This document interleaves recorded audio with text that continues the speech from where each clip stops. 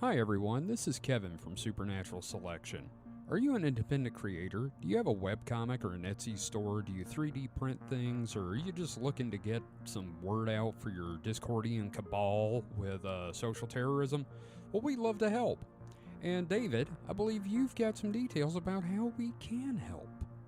Why, certainly. If you go to supernaturalselectionpod.com/contact, that is supernaturalselectionpod.com/contact, you can learn how to advertise with us. That's right. I believe the rate is $2 per episode. You can't beat that with a stick. I mean, trust me, we've tried. Yeah, that's cheap. That's literally cheaper than dirt. Mm-hmm. And best of all, if you're not sure how to write an ad, we'll do it for you. We'll even record it. Absolutely. Just let us know what you need in the ad, and we'll be happy to do that for you. And again, that URL is supernaturalselectionpod.com/contact. And now, back to the show.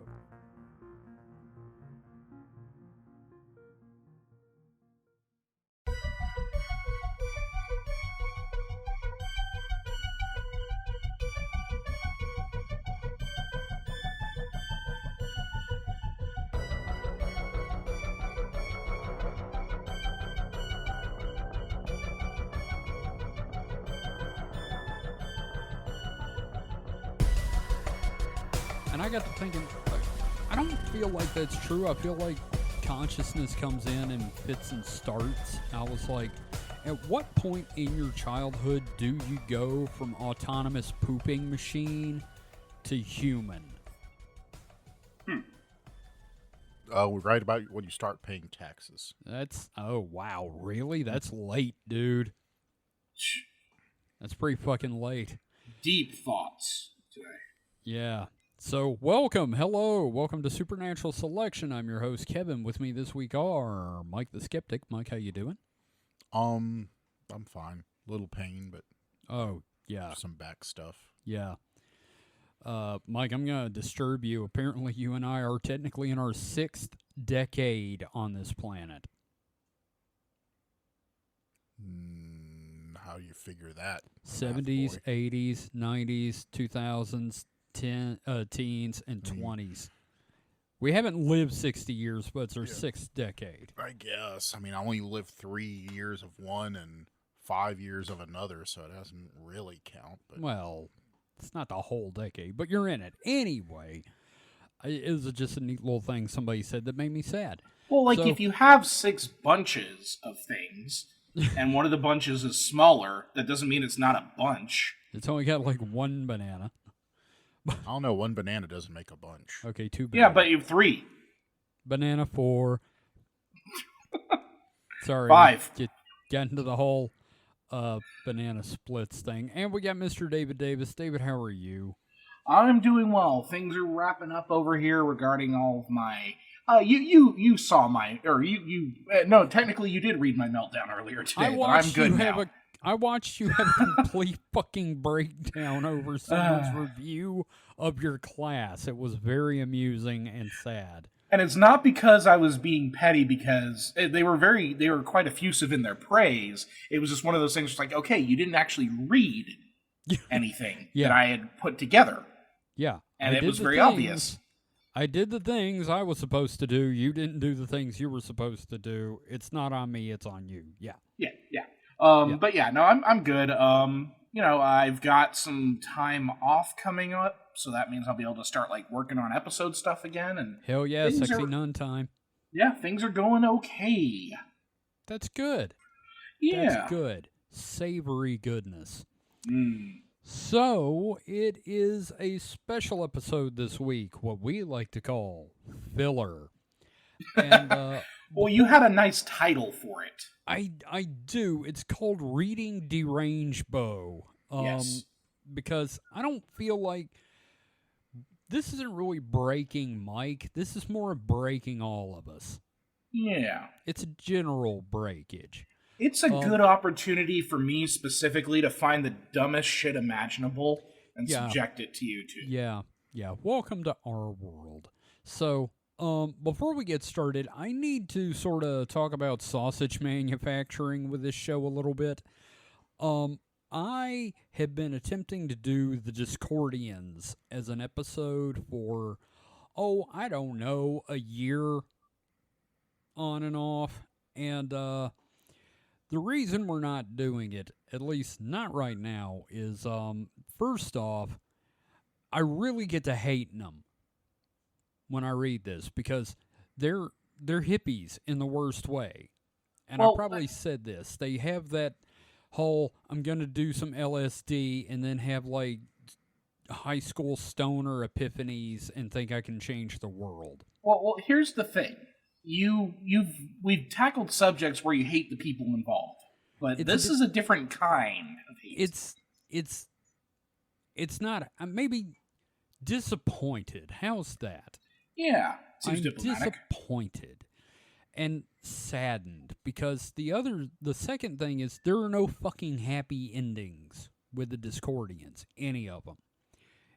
It's all like throat cancer, death in poverty due to mental illness, or they drank themselves to death. There's no good out. Yeah. At all. Yeah. And depressing. lastly, speaking of mental health, it is an echo chamber for everything wrong with me. Does that make sense? Yeah. I mean, you're finding them relatable, but not in a way that is empowering. Oh, yeah, no, because I'm sitting here going, wow, you know what? I could easily see this happening to me, like, before and also later.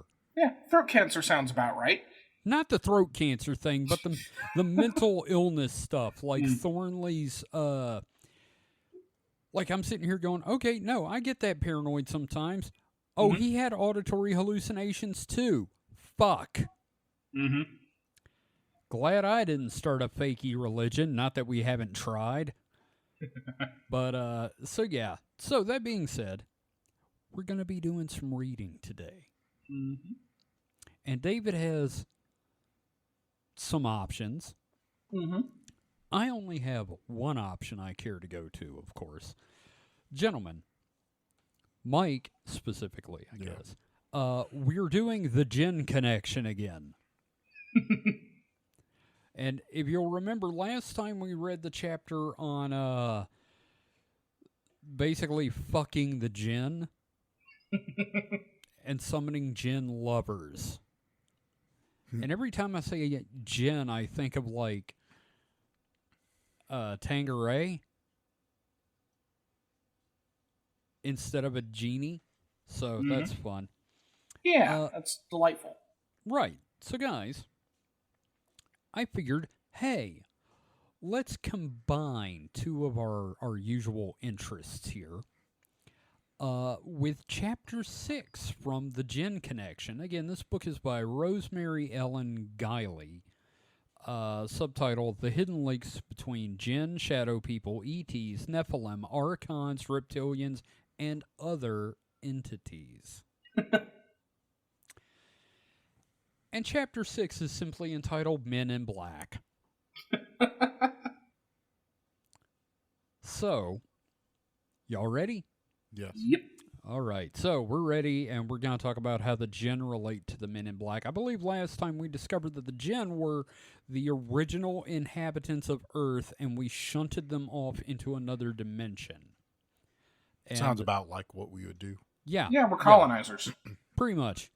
And I like to think it was just the white people coming to Earth from Mars. That's what did it. And so and then it explains how you can summon them to sex up, which is I'm like, yep, nope, this is full on colonizing. All right. So Chapter 6, Men in Black. Galaxy Defenders. Oh God. Have we ever actually made that joke in a Men in Black episode? No, I have no idea. I'm assuming so because it's the lowest of the hanging fruits, but I don't know. Yeah. Man. Well, Lenora, have we ever made that joke? Get Great. back to Show me. Archivist. Yeah, Lenora. show Archivist. Please let us know in the Discord. All All right, so the chapter begins. Shadow people have a remarkable similarity to Men in Black, parentheses, MIB.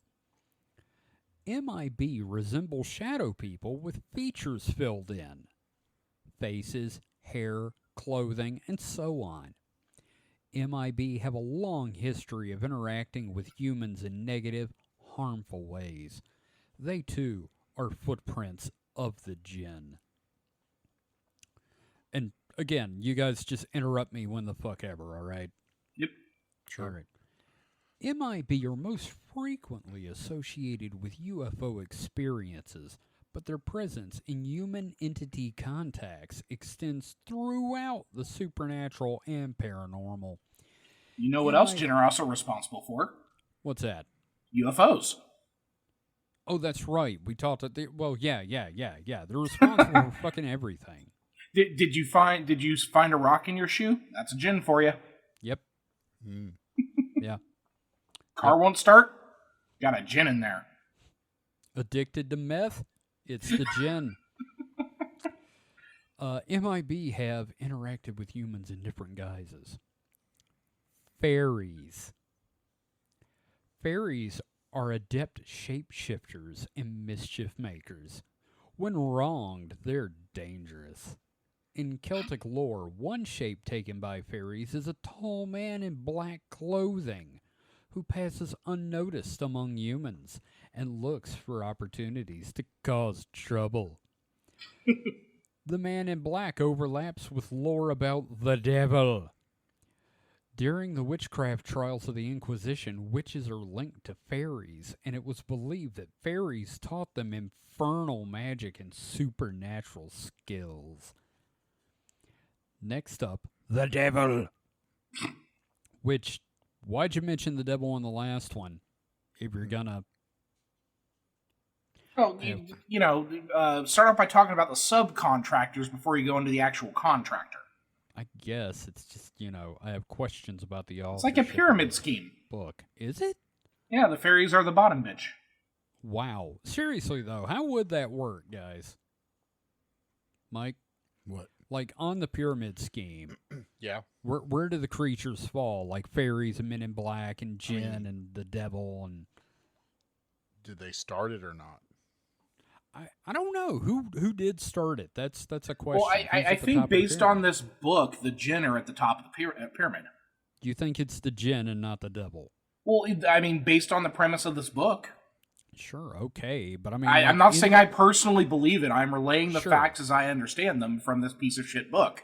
Okay, yes, and thank you for pointing out the quality of this book, but let's go with the show's lore, our lore. Oh, okay. Who would you guys say is at the top of the pyramid? Well, you first, Mike. I don't know. Bigfoot. Really don't know. Bigfoot? Why not? He's the one operating all the strings in the woods. I kind of feel like he's your man on the ground. Oh, okay. Literally. We're role-playing this. Okay. No, like, based on the lore of the show, which feels very strange to say, like, they're all the same thing as we've determined very early on, because these are all phenomena that take... Structure. Exactly. So, like, I don't know if there's necessarily a hierarchy, but if we're developing one for a sitcom, yeah, if we're developing the sitcom-y sense of this, then I guess the one in charge would probably be, I don't know. Is it Crowley? Yeah. We could do like Crowley's Angels, but it's just a bunch of cryptids. Oh God, that's terrible. The fact that we have a lore, though, it is kind of like, man, we have got our own show mythology now. Mm-hmm. God, 5 seasons. So I have an answer. Yeah, what's that? It is Greg J. Funches from Paducah, Kentucky. He's at the head of it. He's the top of it. He's the head of the supernatural pyramid scheme. Yep. What was that name again? Greg J. Funches? Yes. We're gonna have to figure this guy out. We can let's develop him as a cryptid. I for an want April a Fool's murder. special. No, he's just a guy, but he he was able to get in at the ground level. He created the pyramid scheme. I want a murder board Yeah. of this. All right, Just a guy, Greg J. Funches. Greg J. Funches. I was also thinking about Crowley's Angels, and every episode would be the same because he'd come on, he'd send like a spiritual like message out there and be like, "Angels, peg me." That's every episode. Peg me, angels. Mike, I need you to do me a favor. I need you to note Greg J. Funches and where he's from, because we're going to make a wanted poster of this guy and make a shirt out of it. I'm sure our archivist is on it already. Okay, thank you, Lenora. Greg J. Funches. Greg J. Funches. Paducah, Kentucky. What does he look like? Paducah. Paducah. Yeah. I picture him as, the Have You Dreamed This Man? It's that guy. Okay, so wait, is his job controlling the secret cabal of like the superstructure, or like is he like does he do that as a hobby and he has a day job? I feel like he's like the middle management at a box factory or something, and this is just his side gig. No, see, he it's just one of those things that grew organically, and he just doesn't realize, he kind of now is like stuck there. It's like, the saying, when you grab a wolf by the ears, you just have to hang on. So that's what he's doing. He's like, he's just got to hang on or die. Yeah. Cause he's got like the freaking, Mothman under him, and like, yeah, it's true. Oh man. Goblins, the Hopkinsville goblins. Man, if they find out it's a scheme, he's dead. They will rip him apart. That is a given. Yep. He's probably on like disability or something. So it gives him plenty of time. He's got that sugar in his foot. There's a book. Overly diabetic Mothman has to give him his insulin once in a while. And he's on dialysis with Bigfoot. You're making it all tragic now. I was just thinking he was just some guy that was like... Just some guy. He had been working at overnight at a BP. I kind of like Mike's version of BP. Yeah. Not even a Conoco, just a BP. No, it's the BP off of exit 15 in Paducah, Kentucky. God. I like Mike's version better. We're going to get rid of the diabetes and, thing. He just happened to become the top of this cryptid pyramid. Greg J. Funches. Yep. Mothman keeps leaving like roadkill on his lawn. This is how Pat Crust came about. This kind of logic. Oh man. All right, so this book I'm reading. Oh yeah, that's right. Yeah, the devil. Folklorists associate the MIB with the devil, who is often described as a man in black. This is said to be a disguise. Christianity portrays the true form, had to turn the page, of the devil as ugly, deformed, and reptilian. A human torso and limbs with reptilian head, clawed hands and feet, a tail, scales, and horns, and often an enormous phallus. Of course. Which could easily be a jinn form. Wait. The devil is the jinn form, or the phallus is the jinn? Yes. Dick genies. It's the it's the devil with a genie dick. Yes. What do you wish, my master? I wish to come.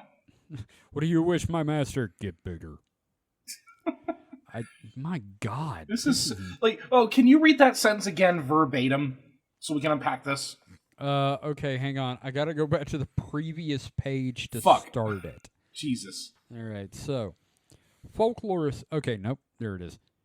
This is said to be a disguise. Christianity portrays the true form of the devil as ugly, deformed, and reptilian, a human torso and limbs with reptilian head, clawed hands and feet, a tail, scales, and horns, and often an enormous phallus, which could easily be a jinn form. So is there a comma after phallus? There is. So... But it still is unclear. Yeah. What is the jinn form? right? I mean, Right. I'm assuming it's the whole package. Again, the genie or the package. Not, you know what I mean. Yeah. You're The whole saying it's devil. the whole devil. But how they decide that was a genie form, a djinn form, I don't know. I don't know, Miss Guiley. I almost want you on the show. Could the devil just appear as however he wants? Yeah. And sometimes he wants to appear as a rock hard dick. What of it? Or as No, as an ugly guy with a big old dick? Can you imagine? Just imagine that you have found like a cave in the desert, and you find a bottle, All right. and you rub that bottle, and Is out of Daffy the end of the Duck with bottle, a dick comes out. Well, I'm closing the cave back up. Guess I'll die out here. That's fine. It's not that it's a dick. It's a dick in a bottle. Right. So, like the gin. Jesus Christ. How do you follow that up with anything? Feel like, well, the show's over. Anyway. Greg J. Funches. Like the jinn, the devil is a shapeshifter, preferring to appear as a tall black man. Sure. Or a tall man dressed in black. Didn't they just describe Nyarlathotep? Pretty much. Mm-hmm. Henry Baguette. Not baguette.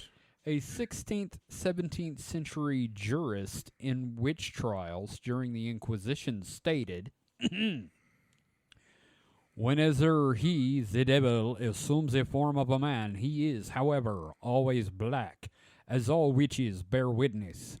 And for my part, I hold that there are, I don't know that he's French, there are two principal reasons for this first. That he who is the father and ruler of the darkness may not be able to disguise himself so well.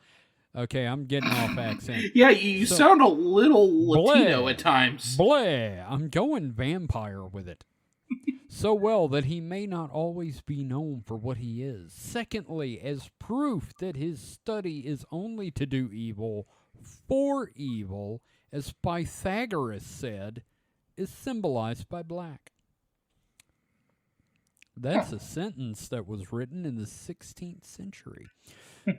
The devil also appears in a multitude of animal shapes, most commonly a black dog, black cat, serpent, and goat, all strongly associated with jinn. Now, we're just having to take her word on that, right? Sure. You've looked at a large black dog and thought, it's a genie. Yeah. Nah. And a goat, certainly. No, all the time. All the time. Every time I look at a goat, I make a wish. Every time I see a goat, I think, man, I dream a genie. I mean, you never know. I want to never take that, know. I want to take that Kinda. goat and shove it in a bottle. I kind of do know though. Do you? Oh, you had goats.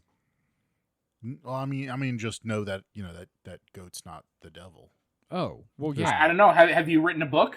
So Have is you the written a book, goat- Mike? So is the devil every goat? No, Like it if just there's it a can yard take full the of form. goats.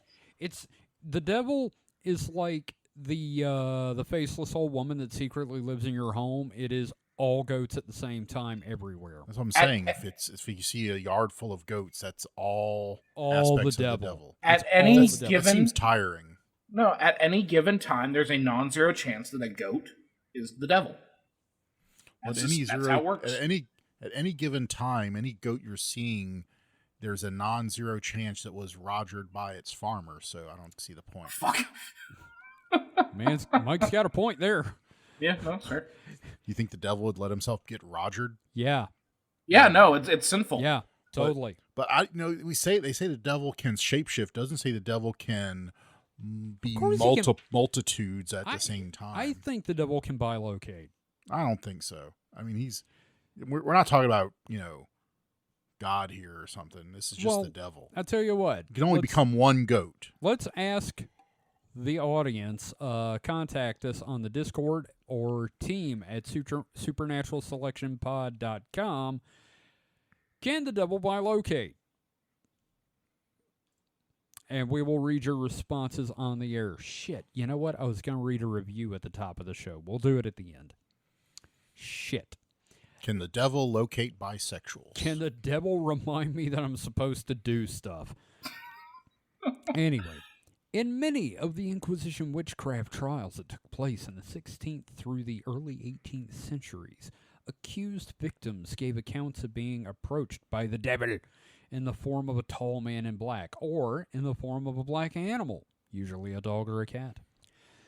In the famous trials of the North Berwick witches of Scotland in 1590 through 1591, accused witch Agnes Sampson said, I'm not going to do an accent for this one.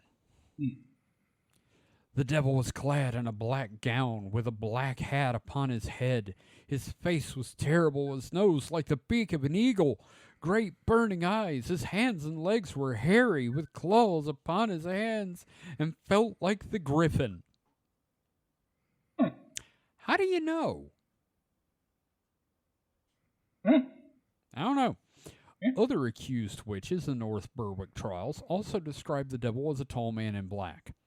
In the Lancashire witches' trial of 1612 and 1633, one accused, Margaret Johnson, said the devil was dressed in a black suit tied with silk points.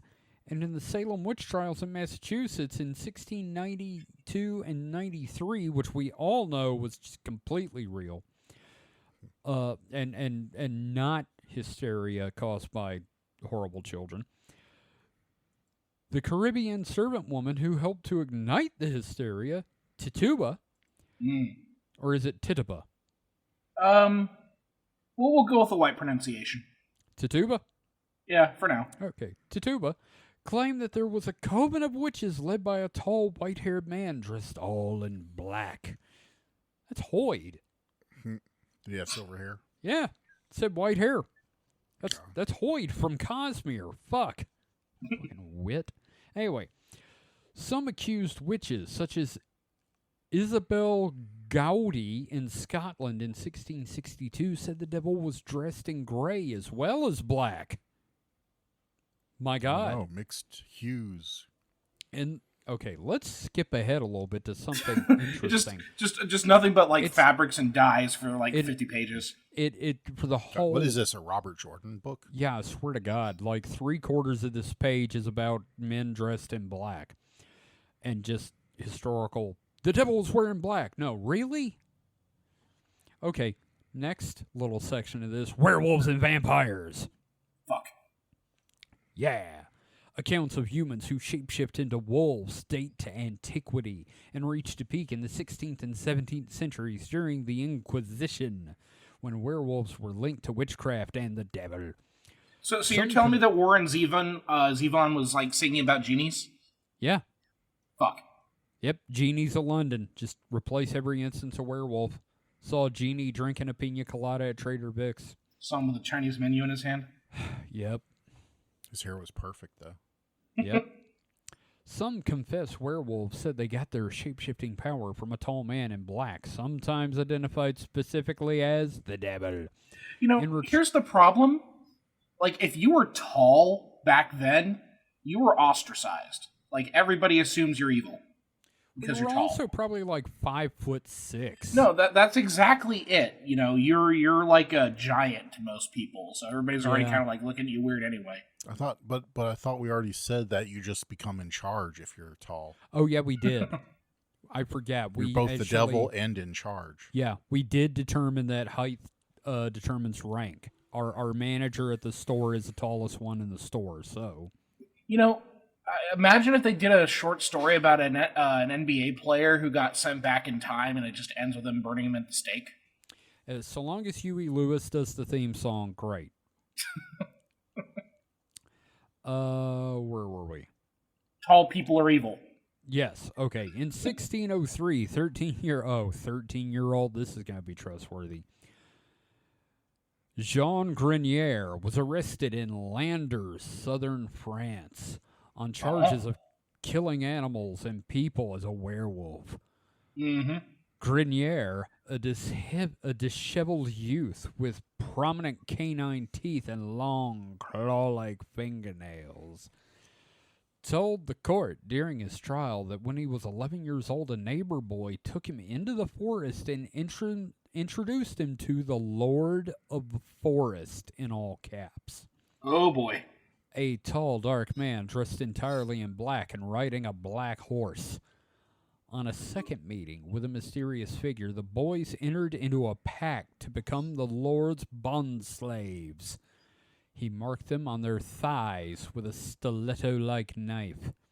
In exchange, they were given a magical wolf pelt and a magical ointment that enabled them to transform into wolves. Werewolf lore is fucking wild. Like, did you know that if you drank out of the puddle of a dog's print in the mud, you'll turn into a werewolf? Yeah, you could turn into a werewolf that way.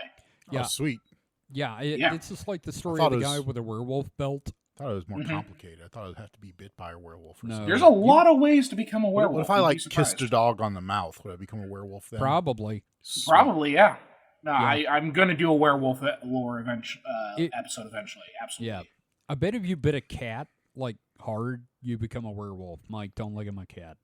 Like, if you bark on accident, unironically, you're probably going to become a werewolf. Yeah, that's true. Yeah. Just got to be careful what you do, man. But it's your dog. I tripped and fell near a doghouse. Now I'm a werewolf. Pee outside, boom, werewolf. Yep. A little experimental with a jar of peanut butter, boom, you're a werewolf. Yep, pretty much. I got peanut butter on my balls. Now I crave human flesh. Who knew? Wow, don't let the furries know. They'll just have werewolves everywhere. Yep. Look, I came of age in the internet, during the dunking on furries phase, and I try to not do it much, but if there was any way to actually become a werewolf, the furries would have been all about it already. Oh, yeah. If it were possible to become a werewolf, I would fucking do it. Okay, fair. Yes, you'd be, like, buff and handsome and, like, a terror to everybody. I'm assuming that werewolves probably don't have an aesthetically pleasing look. I don't know. I'm picturing, like, some of the drawings that you see on, like, 4chan. Like the werewolf from Darkstalkers. Oh, yeah. Yeah, something like that. Yeah, I think it's going to look... Y'all ever see the recent Wolfman movie? No, but have you ever seen the TV show Werewolf? Mm-hmm. Okay, that. Yeah. As long as they don't look like Teen Wolf, we'll be all right. Oh, God. Let's Great not at surfing, though. Yes. Let's see.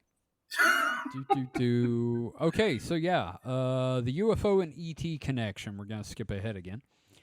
In modern times, the MIB have shifted to outer space, which has replaced the grave and demonic beings as the great unknown, harboring all kinds of terror. The MIB are not lords of the forest who ride black horses or black-dressed men peddling magical secrets in exchange for souls. They're shadow people who lurk on the fringes of sleep.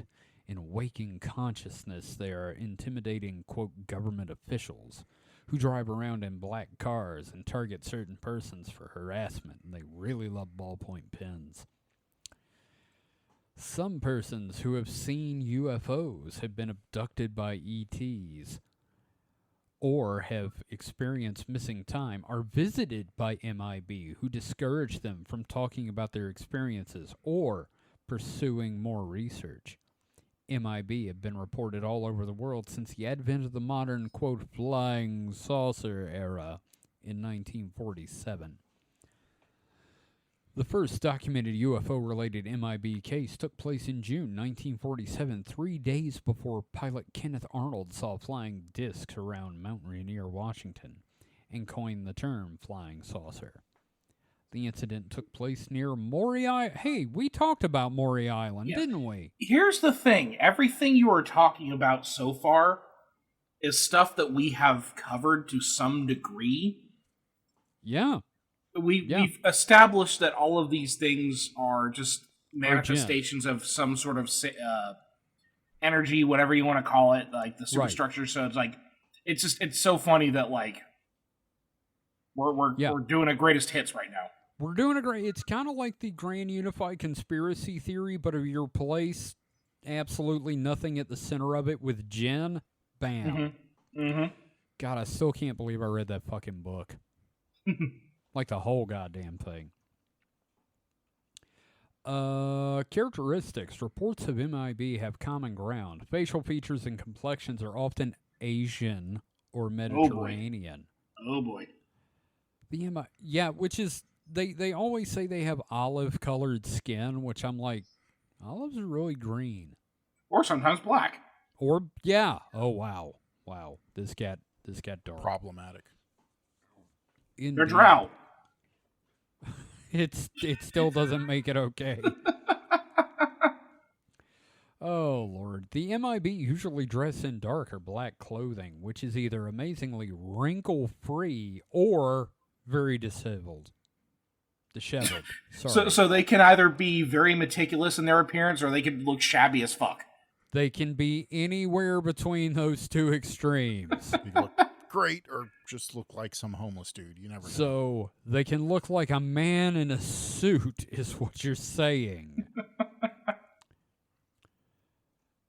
Anyway, they drive about in large, dark or black cars. Some have unusual hair growth, as though their head has been shaved and the hair has grown back unevenly, or has been glued on their heads like poorly made dolls.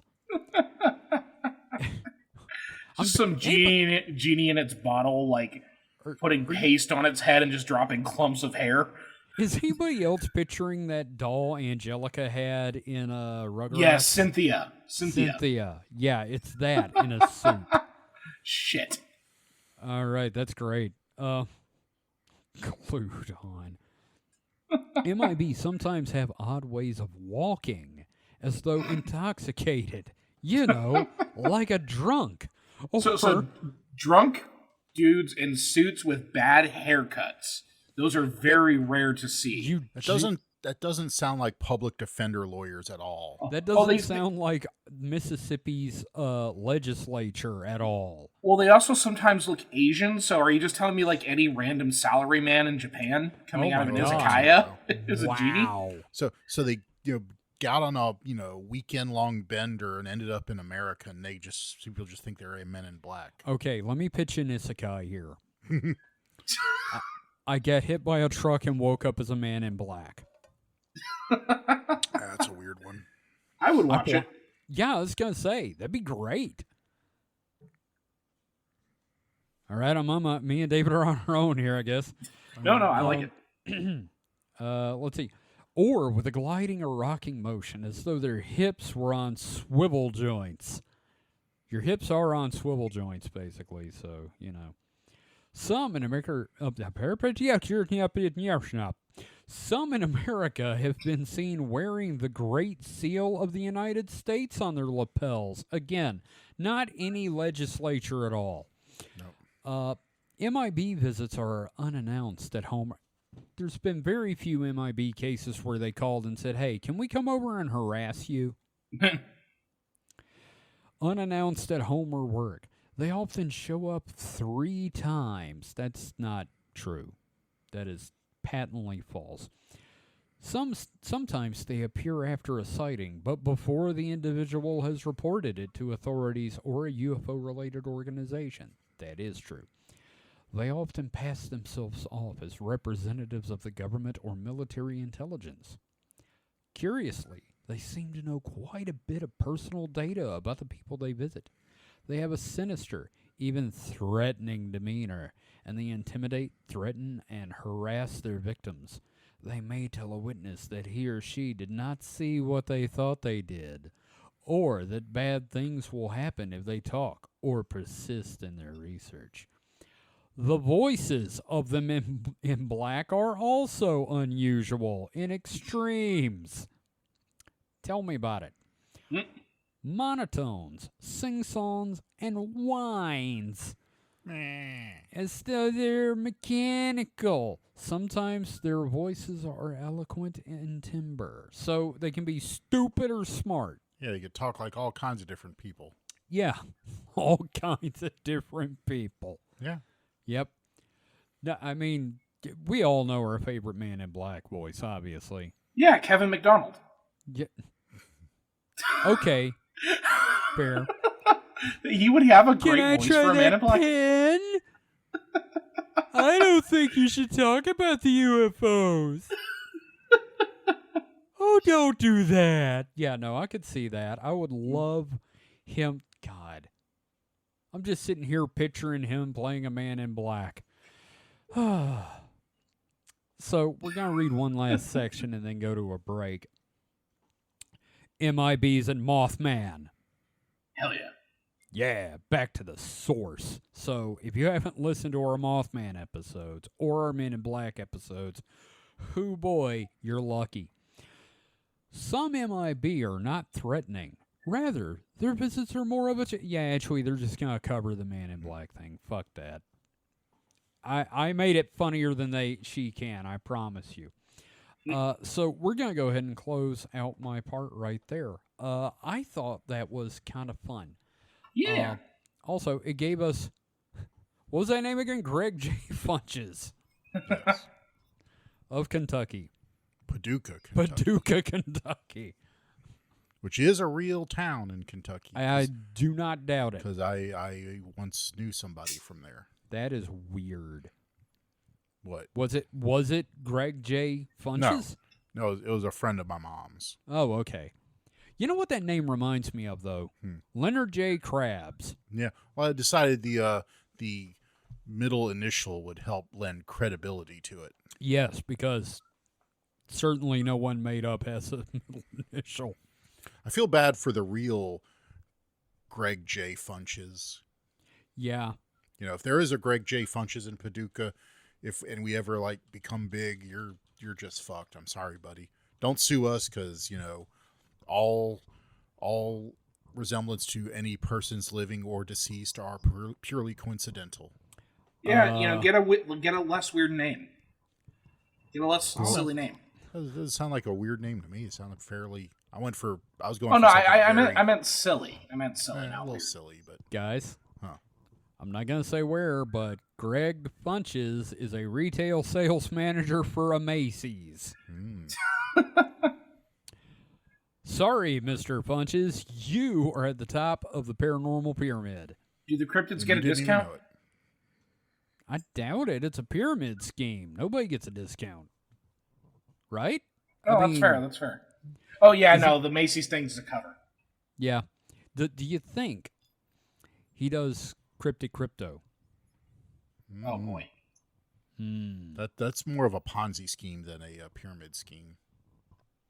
Yeah, true. Oh, man. Well, that was fun. So, we're going to take a break. And when we come back, David's going to assault our folk and pop sensibilities with something. Okay. I don't know what, but something. So put your analyst on danger money, and we'll be right back after this. Hey, Kevin here. Hope you're enjoying the episode. Hey, who are you talking to, Kevin? Listeners of our shows, I also want to let them know that if they're enjoying what we've been doing, they can support us on Patreon. Oh, Patreon. Were you going to tell them about the early episodes? Also, Patreon-exclusive episodes that can be found there, too? Well, yeah, I was going to do the whole... yeah, and then there's the other cool stuff, including art, merch for subscribers, like tote bags, hoodies, shirts, mugs. Yeah, and... Can you believe people could support us for only $5 a month? You're definitely going to mention that, too, right? I was. Support Supernatural Selection and The Distraction Hole on Patreon for as little as $5 a month. Visit patreon.supernaturalselectionpod.com to learn more and get started today. And we're back. So, gentlemen, first off, I really need to say, Mike, that you may have just come up with our own Alfred E. Newman. Okie dokie. Just saying, like, if we had a magazine, he'd be on the cover. Wait, didn't we have a magazine? Yeah, we had our zine. We'll do another one. Yeah, we'll do another one. Let's do it next year. Yeah, next year we'll do another zine, and we'll have, we'll do, like, the cover sort of Mad Magazine, and we'll, like, you know how Alfred E. Newman is based on, like, a non-copyrighted image of a dude that's done in like the 1800s? No. I don't know the deep lore of Mad Magazine. You have not delved Okay. into it. Well, Alfred E. Newman is based on like a picture some guy did, and they just stole it. I thought it was just based on like Howdy Doody, except No, it's older. It's wow. It's much older. It's And- older, something darker, something ancient. That's why I'm saying we should totally just take the "Have you dreamed this man" guy Yeah. and turn him into an Alfred E. Newman type. Nice. Honestly, I was just kind of imagining what was his name? Paul Bellini, but in like a BP oh my gas God. station uniform. Oh my God, that's great. David, you know who Paul Bellini is, right? From The Kids in the Hall? Yes.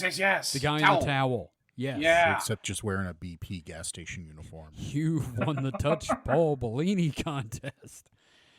Anyway, so I feel like he'd have to have a mustache, though.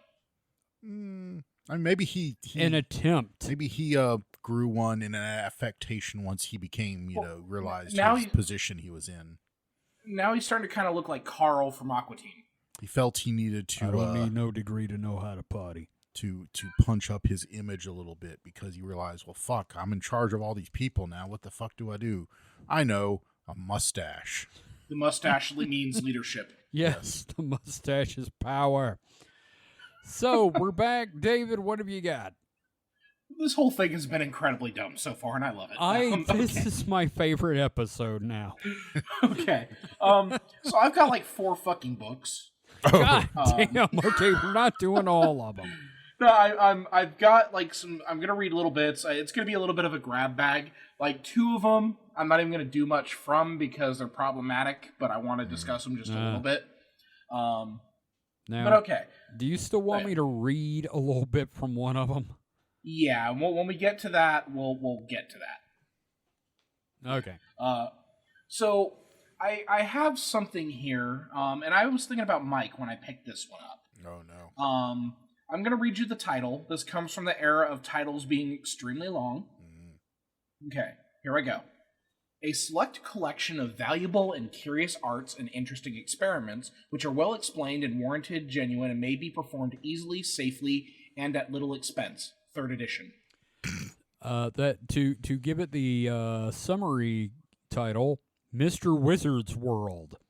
This was published by J.B. Moore in 1826. Not J.B. Weld. Its shortened Japanese anime title is Crackpodia. Sure. There we go. All right. So, what I have here, it even has a little bit of a forward from the District of New Hampshire District Clerk's Office. But some veracity there. This is a guide to. It kind of like skews a little bit towards alchemy at times, but like early science. Okay, we're talking like 19th century science. So I've got a whole table of contents of things. I'm going to pull up an example. I'm going to read it, and then Mike, you have to explain how this works. Okay. Okay. So I'm going to pull from chapters, or I don't even know if you would call these chapters. I'm going to say articles. This experiment. Yeah, experiment 27. Luminous ink that will shine in the dark. Ooh. All right, so I'm going to read the experiment, and then you explain how it works. Or, yeah, like, let us know, like, is this valid or not? So, experiment 27. Luminous ink that will shine in the dark. To half an ounce of essential oil of cinnamon in a phial, add half a dram of phosphorus, cork the phial slightly, and set it or suspend it near a fire, where the heat may be nearly equal to boiling. Continue the heat for 4 or 5 hours, shaking the phial frequently, but cautiously lest any of the oil should escape or come into contact with atmospheric air, in which case it would take fire. The cork should be set sufficiently tight to exclude atmospheric air, but not so prevalent, but not so as to prevent the escape of any vapor that might be produced by excess of heat. The file may be afterward removed from the fire and suffered to cool. With this phosphorized oil, any letters may be written on paper, and if carried into a dark room, will appear very bright, resembling fire. The file should be kept cork closed, except when used. So, first of all, file is kind of an old-timey way of saying vial. Okay. Mm-hmm. Yeah, if anyone was confused, I was there. picturing a folder. Yeah, I did it. I was like, oh yeah, Phial. File. Yeah. Okay. File. So basically, just vial with the F, filed off into a V, or V filed off into an F. Mm-hmm. Sure. So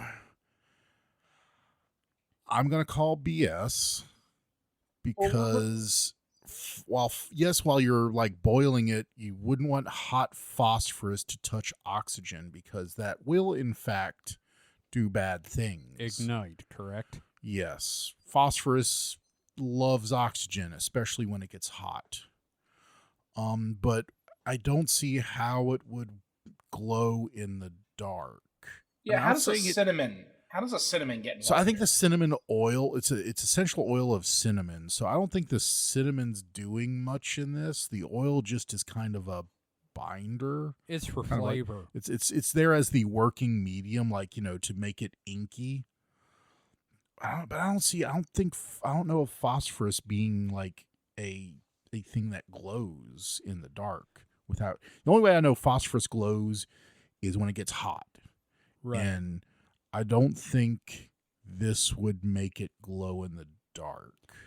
Well, after that first experiment there, I feel like this book should have the subtitle From the Secret Files of Ohio Arts. So, do you think it's BS? I think so. As far as my understanding of, the elements go of that element, I could be wrong. I'm not saying I'm an expert or anything, but my feeling would be I don't think this would work. See, this is why I wish we had a little more time to do like some stuff on YouTube, because honestly, Mike, I would probably give you this book and say, go nuts and try these things. Oh yeah, no. If we had our druthers, we would let Mike nearly blow himself up. Is it hard to get a hold of phosphorus? Okay, so I could be wrong. Doing a quick Google search. So it does, apparently it can glow in the dark very faintly. And remember, it was much darker back then. Yes. It was before light was invented.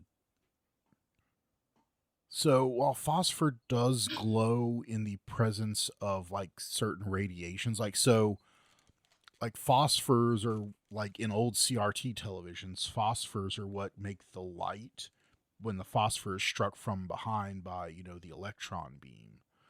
And also in like glow in the dark, not glow in the dark, but the really expensive watches that would have the tritium, glowing hands and stuff, the ones that don't need to be recharged by light, but would just, always emit light in the dark. Those are basically little vials with the inside coated in phosphorus, and they have a little bit of like radioactive material in the vial. So the radioactive material, as it decays, puts out, a little bit of radiation, and the radiation interacts with the phosphorus and makes it glow. It seems like white phosphorus can faintly glow in the dark. I guess, if you are, I don't know, seems like it's possible. Like now, bright at least for 1825, you know what I mean? And it might not last long. Right. It might not, be very bright. Like, you'd have to be in absolute darkness. And maybe even be in there long enough for your eyes to adjust to the darkness before you start seeing the glowing. But yeah, I'm assuming that the cinnamon oil, it was just whatever oil they used and it worked, so they didn't bother like refining it to see if it just plain oil would work. So, which I would assume it would, because the oil just makes it into a fluid, so you can like spread it around. Well, After a quick Google search, I still can't tell you if you can buy phosphorus easily, but I can tell you I should have done this in a private browsing tab because I may be on a list now. Phosphorus isn't that Hey, bad. Google, cheap phosphorus untraceable. We're done. Alrighty. Well, we want to move on to another one? Sure. All right. I mean, you guys could say no and we could quit this whole bit. Show's done. No, go for it. Go for it. Excuse me. Okay. All right. So 29. To make a writing vanish and another appear in its place. A lot of these involve writing. Yeah, well, There's not much else you can do. Yeah, when all you got's writing, everything looks like writing. Okay. All right. Write on paper with a solution of subcarbonate of potass. The writing will be invisible. Mix together equal parts of solution of sulfate of iron and infusion of galls. Write with this mixture, which is black, on the same paper. Then add to the black liquor a little sulfuric acid, sufficient to deprive it of color. Wet the paper with this compound. The acid will discharge the color from the last writing, while the alkali of the first will precipitate a gallate of iron, and the writing will become black. Okay, I see what they're talking about, and that is a neat-ass party trick. Yeah, I mean, is this as awesome as the, what was it, used to write with, was it like lemon juice you could write with? And then, like, you warm it up over the flame and it, like, appears? Yeah. I don't know. They seem to be fairly, like, the other one didn't, like, talk much about the reaction, so, I thought it was kind of BS at first. This one seems to, like, be talking more about the actual reactions that are happening, so maybe, maybe this one's true. I think this sounds legit, and also I'm changed my mind. This book should be subtitled How to Be Burned as a Witch. Probably. It's like, here's a neat trick. Burn him. Okay. All right, let me find another fun one here. I just had one. Okay, here we go. Experiment 44. To crystallize tin. Crystallize tin? Yeah, to give tin a changeable crystalline appearance. Cleanse the tin by washing it with warm soap and water, and rinse it in clear water. Then heat the tin to the temperature of bare sufferance to the hand, and pour on it or apply with a brush or sponge a mixture of 1 ounce of muriatic acid with 1/4 of an ounce of sulfuric acid and 2 ounces of water. Then immediately wash the tin in clear water. Another method is, okay, so that's one method. Mm-hmm. Another method is to apply in the same manner a solution of 2 ounces of muriate of soda in 4 ounces of water with 1 ounce of nitric acid. In either case, if the crystalline figures are not bold enough, the operation may be repeated. If a very small figure is required, the tin may be heated nearly to flowing and plunged into cold water, slightly acidulated with nitric and muriatic acids. If a little solder is drawn over the tin with a hot iron or copper, in such a manner as to form a cross or a circle, and the opposite side of the tin to be afterwards crystallized, it will have a beautiful effect. So what the fuck is going on here? It sounds like you're growing crystals. I mean, yeah, it sounds like you're just, you're just making crystal stuff. You're just the acids will dissolve a little bit of the tin, and I guess grow little crystals on it. It honestly sounds like the kind of little kit you'd get if you sold enough candy bars in school, but not enough to get the really cool phone. This is the kind of shit that Percy Shelley was doing. Yes. Yeah. Then it was science. Now it is something to, like, fritter away a weekend doing. Yeah, this is shit that you would do in, like, high school chemistry. Yeah. Yeah. But I appreciate, like, how, like, big this was then. I am picturing Don Herbert doing this with a child that he's just steadily getting more and more pissed off at. So you're talking about this. I thought maybe this was related to tintypes, which are the early form of photography. Yeah. But apparently tintype was just a colloquialism because the metal used in it was actually silver halide. Yes. But it was still a chemical process that formed, metallic crystals. Yeah. But not related to tin at all. Okay. Well, the muriatic acid, I've got a little story about that. Yeah. We had a bunch of gum on the sidewalk at Rose's, and the worst manager I've ever worked under made me go buy a bunch of muriatic acid to spray on the sidewalk because he's like, it'll dissolve the gum. And I'm like, I don't think that's going to work, boss. And we did it, and sure enough, it bleached the concrete white and turned the gum jet black. So it just looked like a Dalmatian. Yeah, because, acid, when it hits a substance that has a lot of carbon in it, tends to, make that carbon burn. No, my experience with muriatic acid was when my dad was getting his shop ready, and he wanted to do the epoxy floor coating to make the shop, nice and to where oil wouldn't soak into the concrete. And so part of the process was, sweep all the shit up, right, mop it real good to get, anything up, and then you muriatic acid it to like etch the concrete, pull out any, thing that might be soaked into the surface there, and then you put the epoxy down. So that's my experience. Huh. Okay. Mine's funnier. Mine is, more productive, I guess. Yes. That's always a stirring story, productivity. Yes. Okay. All right, here we go. I got a couple more. Okay. 71 to change wood apparently to stone. Is this like some kind of rapid petrification? Well, let's find out together. Indeed. Provide a block or a plank of soft wood of the dimensions required and give it 2 or 3 coats of linseed oil, allowing each to dry. Then, having prepared some pieces of marble or granite as directed in the last experiment, which was to soften stone. I'm gonna. Well, I have to do I have to fucking read that one too? No. Okay. Fine. Okay.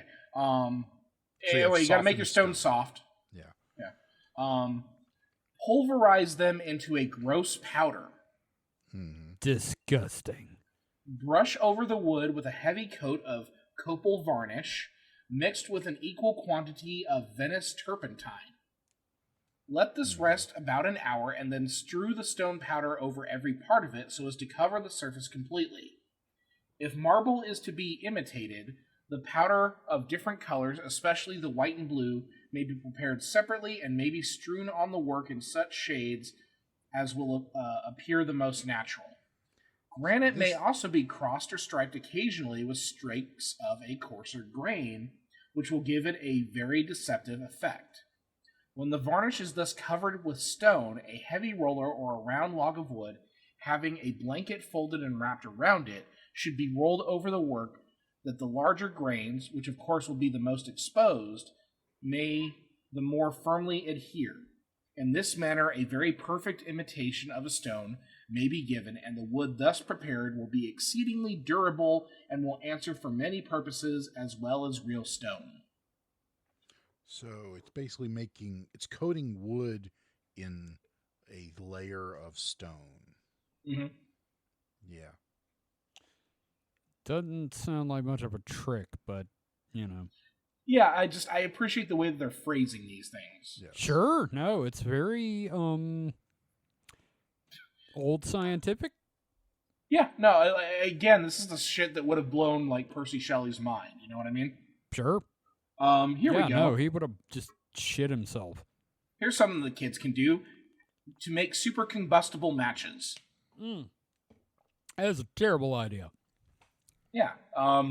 Prepare any number of small strips or splinters of pine or other light wood, which may be about 2 inches in length and 1/12 of an inch in diameter. Dip one end of each in melted sulfur to the depth of 1/4 of an inch. When they are cold, scrape off most of the sulfur and dip the ends of them slightly in a paste made of 10 parts of chlorate of potass, 5 parts of loaf sugar, and 1 part of red lead, mixed and ground together in alcohol. Afterwards, they may be readily ignited or kindled at any time by application of the smallest quantity of sulfuric acid. For this purpose, the ends of them may be dipped or rather barely touched in the acid or in a phial, or which is a better way, a strip of glass or even wood may be dipped in the acid and applied to the match. So is this something kids can do? Sure, why not? If you don't like their hands or their faces. Yeah, sure. Kids can do it if you don't like the kids. Like, how combustible is that? Very. Like, these sound like early matches were not very safe. Like, there's matches we know of today were called safety matches for a long time because for reasons they didn't just strike. They didn't set a fire by just sneezing on them, which is a little exaggeration. But yeah, it was pretty bad. If you had like a box of old matches and just like shook them around too much, they might just catch on fire. These sound like kind of because they include both the potassium and the sulfur, sound kind of like the strike anywhere matches or self-striking matches. And except without, I wonder how necessary the acid is to, set them off. I wonder if you just like hit them hard enough, would they go off? I just want you to do these, Mike. I want to get footage of you like doing these things. I feel like we need to set up like a set with a lab, and we call it Mike's Science Corner, and then we take out Better House Insurance. Yeah. Look, I watch a YouTube channel called Nile Red sometimes, and he's a crazy Canadian guy that, does crazy, chemical experiments, and he's way smarter than me. Like he's turned plastic gloves into like cherry cola or something. That's like right, that. he did. He done several things like that. So I don't profuse to be a smart man. You're not a scientician. I have not studied at one of these higher learning institutions. I just want you to do the sketchy shit from the book. Yeah, well, that too. Okay, now bear in mind, he pays like a third of the rent here, so like I kind of need him. Okay, so put him in the backyard. Yeah. So just give him a shed in the backyard to do these. I could do it in the raccoon infested treehouse. Yeah, the raccoon infested treehouse will burst into flame. Oh, you guys got a treehouse? That's sick. Love it. It's not a treehouse, but it's like this child's like elevated. It's like a playhouse. On stilts. It's a playhouse, but it's on stilts, so you have to climb up into it, and it has like I wouldn't call it a slide as so much as a angled piece of. It is a guided drop. Yeah, it is. It is at a 45-degree angle, and it is wood with a metal surface on it. It is sheet metal, but it doesn't have like the straightening out at the bottom like a slide would. So you just like, hit the ground. We have one friend that did that slide, and their feet hit, and he was like, "Oh God!" So in other words, Kevin and I at our ages would like break ankles. We can't even get up there. I can get up there, but I don't. Could you imagine a raccoon eating shit and tumbling down that? No, that would be fun. Oh, just rolling like a boulder from Indiana Jones. But like the first fall we were here, we found a family of raccoons in there. Yeah. Yeah, it was amusing. A mama raccoon and some little babies. Babies. Okay. And yeah, Dusty discovered them when she was like, "Hey, we'll have a little they were gonna her friends were getting together and they had this thing called the bitch brunch." And they were going to do it in the treehouse. And she climbed up, and her head cleared the floor, and she was looking straight in the eyes of a raccoon family and was like, "Nope," and just back down. No, that's fair. It's squatters' rights, right? Yes. Yep. Okay. Well, I've got Raccoons. three. I've got three more here. I don't know if we want to do all three or if I give you the titles and we choose one. Let's choose one. Okay. All right. So, experiment 87 to make a person's face appear luminous in the dark. Okay, I'm interested. 89 to change the colors of animals. Mhm. Whoa, interesting. 94 and 95 to produce metallic trees. Ah. I don't know. The face thing seems like it's just going to involve more phosphor.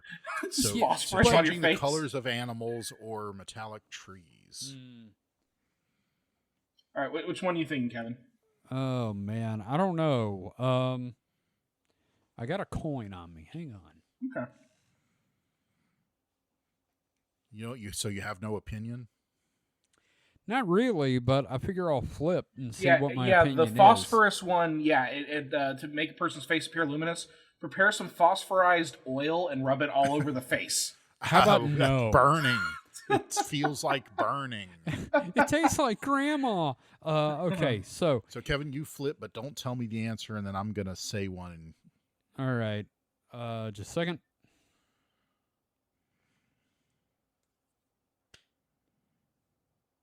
All right. You got your answer? That coin I was do up have there my for a long answer. time.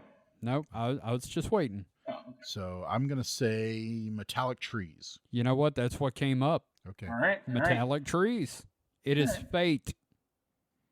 Okay, so this is two processes to produce metallic trees. All right. We'll start with process 1. Mix 1 part of saturated solution of nitrate of silver with 20 parts of pure water and pour the mixture upon 2 parts of mercury in a phial. Whoa, mercury. After some mercury time, and silver nitrate.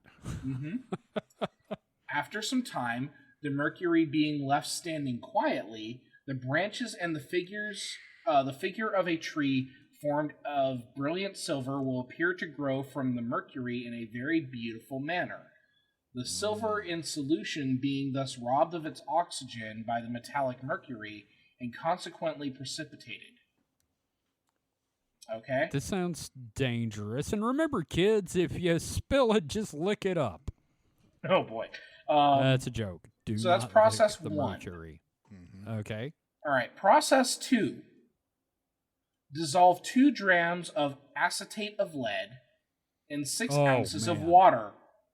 Filter the solution and pour it into a clean, wide phial. Then suspend a granule of zinc by a thread or wire fastened to the cork of the phial in the middle of the solution and place the phial where it will not be disturbed. After a few hours, the lead being deoxidized by the zinc will be precipitated on the zinc in the shape of leaves, which will have a very brilliant appearance. So they're saying deoxidize, but I don't think oxygen has much of a thing in this process. This sounds more like just growing lead crystals, really, in both cases. Still sounds kind of neat, but yeah. I wouldn't do it. I'm the one lead. who'd get poisoned. Want to chew on some lead, Kevin? No, God, no. The titles are doing the heavy lifting here. Oh, yeah. Yes. I mean, it's still interesting. Like 97 here is a metal that will melt in hot water. Was that bismuth? Bismuth? Yeah. Melt together 8 parts of bismuth, 5 of lead, and 3 of tin. This So it's alloy, It's a what do you call that? What's the word? Alloy? Alloy. There you go. Alloy of bismuth lead. Isn't that also what they use in dental fillings? I don't I have know. no idea. I don't know. To procure the exhilarating gas, experiment 100. The exhilarating gas. The exhilarating gas. Oh. Let's see, nitrate of ammonia, Oh, boy. heat of a lamp. Okay, all right. So, I think that's about it for this one. I think it'd be fun to kind of try to replicate some of these in a safe. Oh, Man, I had a great idea. Mike, we could put you in a frilly shirt and like a silk vest with like a cravat. I can have the big circular ruff thing. Yeah. And we give you like a wig. The white knee-high socks with the little, shoes. Yeah, we dress you up like an old-timey scientist. Old-time fop.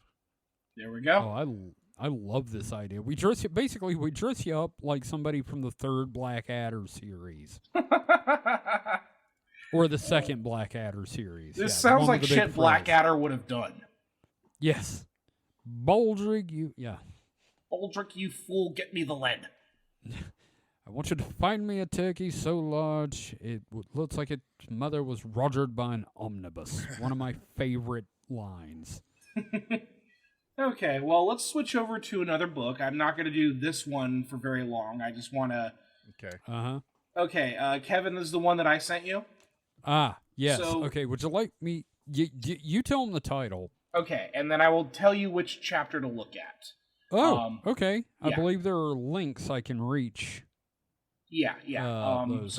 Okay, anyway, the title of the book is The Book of Quintessence, or The Fifth Being, that is to say, Man's Heaven. Oh. This was published for the Early English Text Society, first published in 1866, revised edition in 1889, reprinted in 1965. I love that I'm looking through the index here at the front, and book 2, How to Cure the Palsy. How to Cure the Gout. I like How to Fatten Lean and Consumptive Men. Wow. That's, man. How to Cure Frenzy, Gout, and Troubles from Devils, Wicked Thoughts, etc. How to Cure the Cramp. Let's see. God, I would love to pay Willem Dafoe to read these. How to Cure Cramp. Yes. So, what would you like me to read, David, in that voice? Let's see. Let's go with, how to, God, there's so many choices, man. How to Cure a Man Given Up by Doctors. Okay, let me find that. That's on 15. There's a link for 15 there. Ah, right. Now we need to explain what we are looking at, because we'll have a link to this in the show notes, but for those who do not have it currently open, what language are you looking at, Kevin?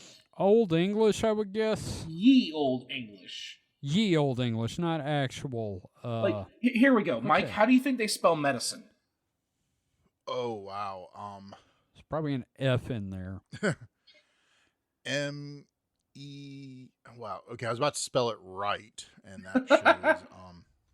Okay, I'm actually having... it's put together so poorly, I am actually having trouble finding the part to read. Yeah. Hang on. M-E-D-E-C-Y-N-E? Yes.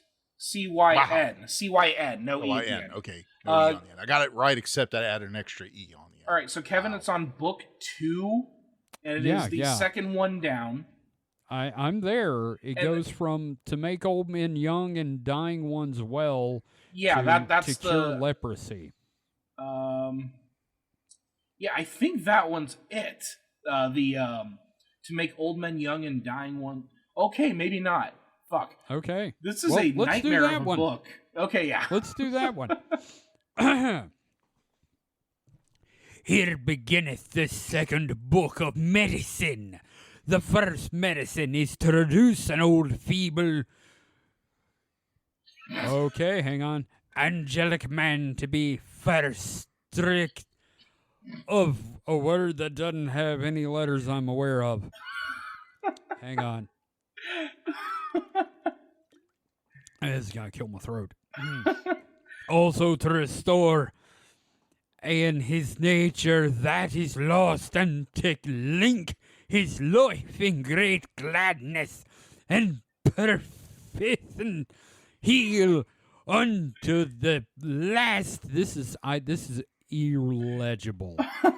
Yeah, so we're not going to do the whole thing, but I do like how they spell beginneth. Okay, Bigynneth. Beginneth. Yeah, this is written in. Hey, you remember how to spell stuff? No, me neither. Let's just roll with it. So they like actually there's one point. Yeah. Sorry, go ahead. In the first paragraph, it says after the flood of Noah, and Noah is spelled Noe. Mm-hmm. They do have what looks to be the translation in the rightmost column. So to make old men young and dying ones well, this is to restore an evangelic man to the strength of his youth. This is the translation. Right. Give him our quintessence with some of that, I don't even know what the fuck that is, of golden pearl, a walnut shell full at morn and eve. In a few days, Yeah. In a few days he shall feel only 40 years old, and then let him take a little of our quintessence, only that the gold and the good wine and dinner and supper. This shit is wild. This sounds like put a pearl in some Goldschlager and then pour it in a fucking walnut. But hey, we have a cure for leprosy and palsy. Wash the leper with strawberry or mulberry water. This is of great virtue, but is much increased by our quintessence. Oh, here we go. I found the mental health one. To cure melancholy and drive out troubles from devils. Okay. Dark melancholy men are troubled more with anxieties than any troubles. Nota sequentia.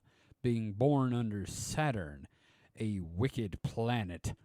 Devils gladly appear to them and tempt them so that they often fall into despair and kill themselves. The cure is our quintessence of golden pearls, and with a little senna or lapis lazuli. Basically, shove metal down their throat. So we should probably... I want to find what like the actual recipe is for quintessence. That's earlier in book 1. But I do have a cure for lice. Oh, great. And it's not shaving your head? Nope. To cure the itch and destroy lice. Number 1, drink quintessence. Of 2, course. Mix mercury with spittle. Whoa.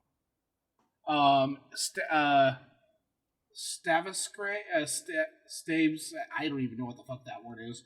And burning water, wash the body or head where the itch and lice are. So wash someone in mercury and spit. Stavisacre. Stavisacre. What the fuck is that? I have no idea. Hello, Google. We're about to do a thing here. Don't do it. Don't do it. Don't do it, you speaker. This is some crazy shit, man. This is great. And basically, it's all just I'm gonna shove metal down your throat and pray about it. Yeah, what the fuck is quintessence, though? That's... I feel like once we understand what that is, everything will come together. So, 2 things. 1, I don't know what Stavisacre actually is. Is a plant. But when you look up Stavisacre are an American rock band from Huntington Beach, California, formed in 1995. So shove them down your throat, along with some gold and a pearl. So there's like 5 ways to make quintessence. Yeah, quintessence has a lot of sub categories in. Isn't that a band too? Like, didn't they do the guys that created the Transformers? I thought they did that song "Pull Me Under." No, not "Pull Me Under." I'm going upside. under. That's it. My bad. Okay, so to make quintessence, take the best wine and any not sour, distill it, and the 4 elements shall be left like drugs. Distill it 7 times to get burning water. That's what burning water is. Mm-hmm. Put this in a distiller in a furnace, and let the vapor rise, condense, and be distilled till it is turned into quintessence and parted from the 4 elements. Distill it 1,000 times, and it shall be glorified and become a medicine incorruptible as heaven. Holy shit, we just found ancient homeopathy. No, not quite. Here, I'll tell you when he's done. After many days, unstop your distiller, and then it says lute in the translation, Lute. Okay. And if there issues out a heaven sweet savor, then you have our quintessence. If not, distill again till you have. So one thing I just realized, Ben Stiller and his family come from, I guess people that stilled things. I didn't think about that until you were saying Stiller. Wow. But so according to Wikipedia, quintessence is a part of the aether in alchemy. Quintessence is the Latina name for the fifth element used by medieval alchemists for a medium similar or identical to that thought to make up the heavenly bodies. No, I thought her name was Lilu Dallas. Oh, yeah. Lilu Dallas Multipass. She knows it's a multipass. Sorry. That there was very little presence of quintessence within the terrestrial sphere. Due to the low presence of quintessence, Earth could be affected by what takes place within the heavenly bodies. This theory was developed in the 14th century text, The Testament of Lulius. Lulius. Lee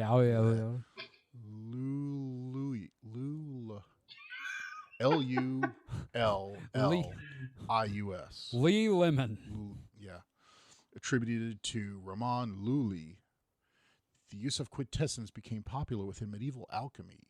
Quintessence stemmed from the medieval element system, which consisted of the four classical elements and aether or quintessence, in addition to two chemical elements representing metals: sulfur, the stone which burns, which characterize the principles of combustibility, and mercury, which contain the idealized principle of metallic properties. So, yeah.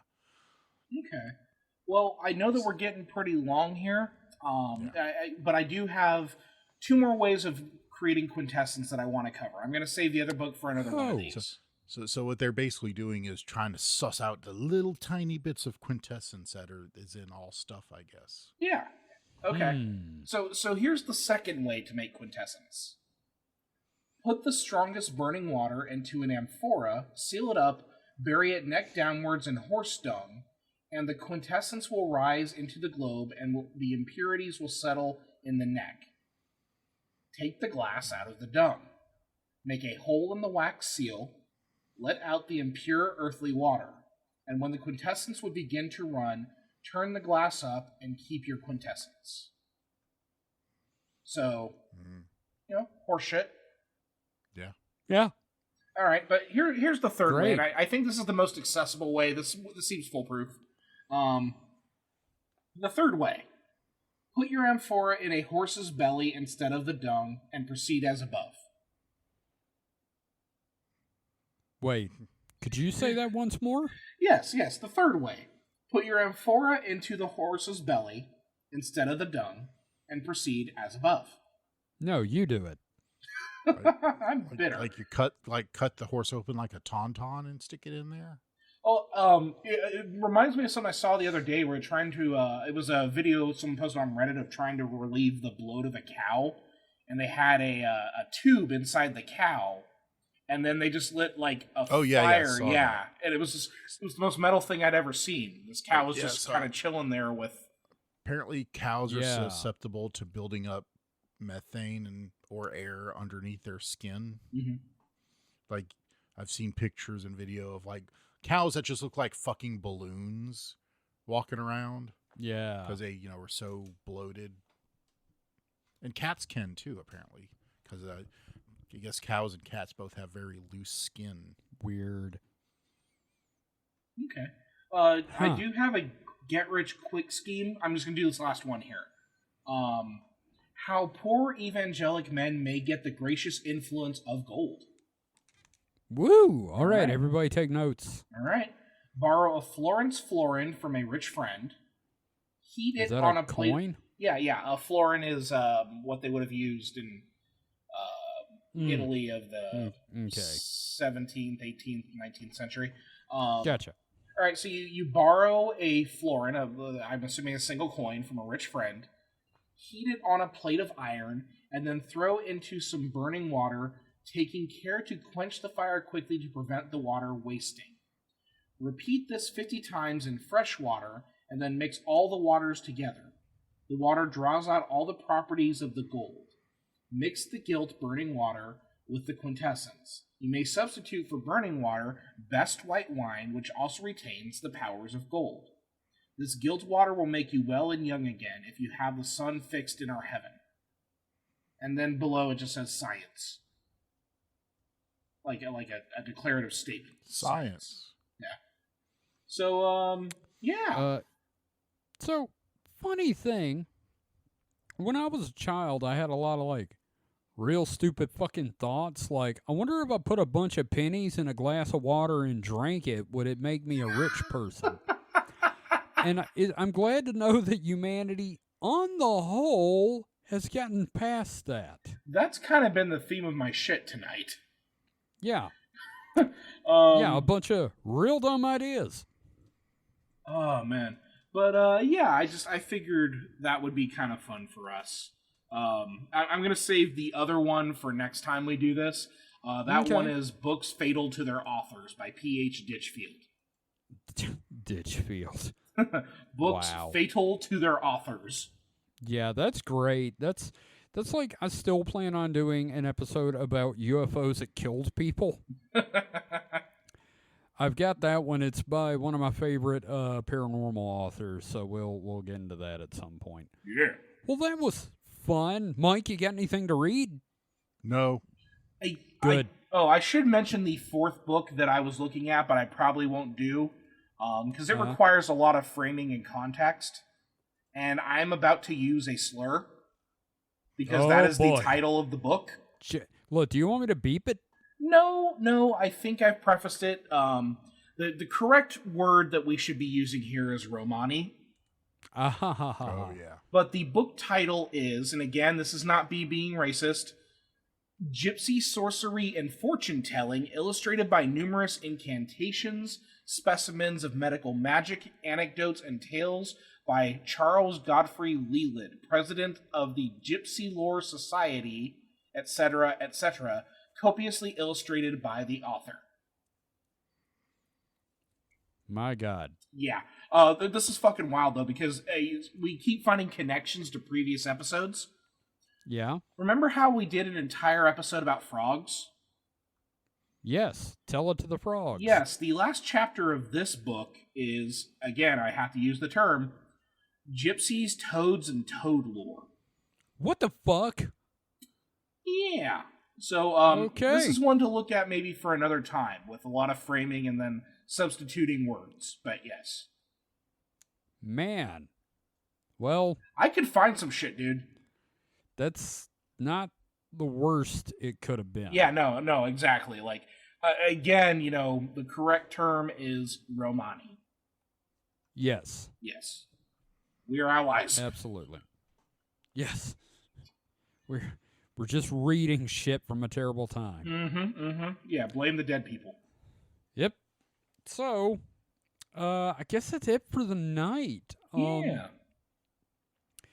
Now, we had a review pop up on a site, which, let me get that pulled up. I've got this great site where it just kind of compiles all of our information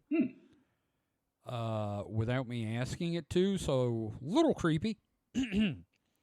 But it is a 5-star review, guys, from Harky Riva. I think I'm saying that username right. Title of the review is It's Peak. I have to say, this is absolute peak. It is well-researched, entertaining, funny, and an overall blast. Keep making more good stuff. Aw. Well, thank you. Yeah, thank you. And I was going to say thanks, Mom, but my mom would not compliment me on this show or anything else for that matter. Besides, your mom wouldn't say peak. Yeah, it's true. My mom would say something about you should be ashamed of yourself. Your mom would use the word gypsy unironically. She would. Yeah. She fucking would. So, shit. Mike, have you got anything you'd like to plug before we close out this disaster? I mean, I try not to, but I'm still of the generation where, gypsy was kind of a thing you just said. So I don't know. We're still getting used to it. Yeah, I'm not saying getting used to it. It's just like sure it's a slur, but I'm also like, but it's what I know. What do I do? We're old. Yeah, but it's I complicated. know. I'm not going to be say that says there's nothing wrong with saying it. I'm just you can't be mad at Stevie Nicks. I think the deal is we didn't know it was wrong at all. Yeah, and here's the thing: you're making a conscious effort of it, and sometimes you slip up. That's good that you're there. Mike, do you have anything you want to plug? No. No? I do not, and I promise I do not have a KKK blog. That's a statement that just got I'm just saying, I'm not. The problem is you put that statement out there, there's inevitably going to be someone like, well, I don't know. Mike actually does not. He has no websites whatsoever. He is a good man. Yeah, no, we're all good here. Again, these are very, very difficult questions that people have been tackling for the past 100 years. At this point, like, oh my God. David. Yes. Have you got anything you'd like to plug? I'm starting to do comics again. I'm excited about that. Gonna have some updates for some stuff coming out and everything. I'm gonna be able to work on shit, which I'm happy about. That's good. Yeah. That's good. Keep us updated on when that updates. Yeah. I don't have anything to plug. So, that being said, if you would like to learn more about the show, head to supernatpod.rocks. That is supernatpod.rocks. You can find links to our Discord, our Patreon, our store, and every episode of this and the Distraction Hole. We want to thank everyone for listening. We will be back next week with something. So until then, stay safe and stay frosty. Goodbye. The weirdest part about this book, about the Romani, is one of the illustrations looks like Yoda. What the fuck? Yeah, I think that might be the cover for the episode. I'm going to send you the picture of this, post it. I don't know that it will be the cover of the episode. Well, here, in Host Talk, open up the link, and then you'll be able to see, it looks like fucking Yoda. Oh, Christ. I want your reaction. That's kind of a Yoda with a broomstick that's mysteriously standing next to it. I am not seeing... I see second like picture. Holy shit, that's Yoda.